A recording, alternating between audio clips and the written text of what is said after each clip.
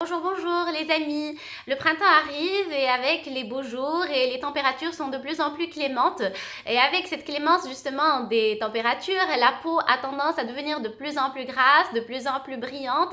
Elle va briller et scintiller de mille feux. Malheureusement, cette brillance n'est pas du tout la bienvenue. Donc, comment gérer justement cette peau grasse? Alors, je tiens à préciser que dans cette vidéo, je vais parler des peaux grasses qui n'ont aucun problème associé. Uniquement une peau grasse qui brille avec cette hyper séborrhée qui est assez vilaine et assez désagréable, mais sans aucun problème dermatologique associé. Si c'est le cas, il vaut mieux aller voir un dermatologue, consulter la bonne personne spécialisée pour pour régler justement le problème de fond. Donc, peau grasse sans aucun problème. Comment la gérer? Il va falloir la nettoyer. Avec quoi nettoyer justement? Avec un gel dermonettoyant moussant ou une mousse nettoyante bien rincée avec de l'eau froide car l'eau chaude a tendance à stimuler justement l'hyperséborrhée et elle va faire graisser la peau de plus en plus. Sécher par la suite et puis pour les peaux qui sont très grasses, extrêmement grasses, après avoir séché, il serait souhaitable d'appliquer une lotion matifiante avant d'appliquer la crème de jour. Alors justement, cette crème de jour, comment la choisir? Il faudrait penser à prendre une crème séborrégulatrice matifiante. Donc en même temps, elle va hydrater et en même temps, elle aidera à gérer cette hyperséborrhée. Et puis, après avoir hydraté, on met un écran solaire de préférence en texture gel ou fluide. Donc il faut que ça soit un toucher sec, oil free, justement pour que ça ne brille pas et pour qu'on puisse renouveler les applications toutes les 2 heures en toute sécurité. Là, j'ai fait une petite sélection de produits justement qui pourraient être adaptés aux peaux grasses. Donc, quand je parle de sélection, ça ne veut pas dire que ce sont les meilleurs produits ou les seuls qui existent. Il y en a tellement d'autres et qui sont très bien aussi. Bon, je parle de cela parce que je les aime bien et puis c'est ce que j'ai à portée de main. Et ce sont des produits qui sont bien. J'ai par exemple le Fiderma, le gel nettoyant purifiant qui peut justement servir à cette cause. Et puis j'ai l'Exfoliac, le gel moussant aussi, qui est très bien pour l'hygiène des peaux grasses. Et pour les petits budgets, j'ai ça, c'est le pain dermatologique Effaclar qui justement nettoie, matifie et en même temps correspond aux toutes petites bourses. Et puis, pour matifier justement, je vous ai parlé de matifier tout à l'heure. Là, j'ai 3 produits.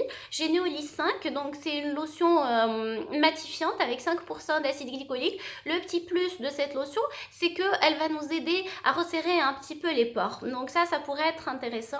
Et puis, on a le Sébium, le H2O. Ça, c'est une eau micellaire. Donc ça, c'est pas tellement pour matifier, mais plutôt pour renouveler l'écran, parce que je vais vous en parler tout à l'heure. Quand il s'agira de renouveler son écran solaire, il faudra se nettoyer et dans ce cas-là, cette eau micellaire peut très bien faire l'affaire. Et puis là, j'ai le Pure Derm. Là aussi, c'est une lotion tonique matifiante qui pourrait être très intéressante avant d'appliquer la crème de jour. Et puis à propos de crème justement, là j'ai fait une sélection de 4 produits. J'ai la crème Sébiocap, donc qui est intéressante pour les peaux grasses car elle est séborégulatrice. J'ai la crème Sébium Matte Control qui est très intéressante aussi car elle promet un effet mat pendant 8 heures. Après, je suis pas très convaincue des 8 heures. La peau commence à briller quand même un petit peu avant les 8 heures qui ont été promises. Et puis, j'ai l'Effaclar K+, donc c'est une crème qui est intéressante justement pour les peaux grasses, qui les hydrate et en même temps régule la séborrhée.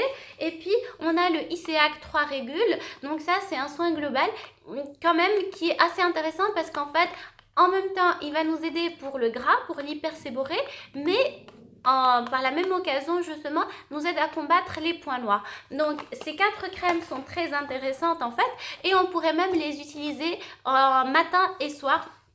Ça aide à maintenir justement un niveau de séborrhée qui est très satisfaisant pour la peau grasse. Et puis enfin, protéger du soleil. Comment protéger du soleil? Donc là j'ai 2 produits. Donc j'ai l'Héliocare Ultra, le gel SPF 90. Ça c'est une texture gel et qui est très intéressante. J'aime bien la couleur qui est un petit peu beige. Une fois appliquée sur la peau, elle épouse la couleur de la peau, donc on n'a pas cet effet blanchâtre et en même temps on a cet effet protecteur contre le soleil et ça ne brille pas. Et puis là aussi c'est très intéressant, j'ai le Eucérine, le Oil Control, le gel crème qui ne brille pas du tout. Une fois appliqué sur la peau, on a un réel toucher sec et qui est très invisible. Donc ces deux produits, je les aime bien et j'en ai parlé, mais il y en a d'autres qui sont très bien aussi en toucher sec, oil free.